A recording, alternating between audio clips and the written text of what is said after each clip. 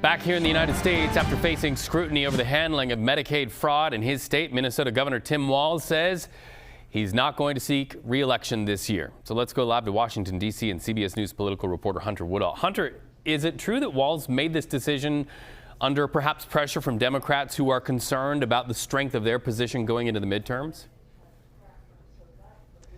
Well, Reed, what's clear here is that Minnesota Democrat Governor Tim Walz was obviously getting more and more scrutiny about concerns about fraud happening in Minnesota. Now, nothing directly implicates him in that fraud, but the idea is that it happened under his watch has been enough to obviously engage Republicans, to criticize him loudly. For Democrats to clearly have some worries about his re-election chances. Now, Tim Walz is going for a third consecutive term as governor of Minnesota. That's something that's never happened in the state's history, a governor serving 3 consecutive terms in that office.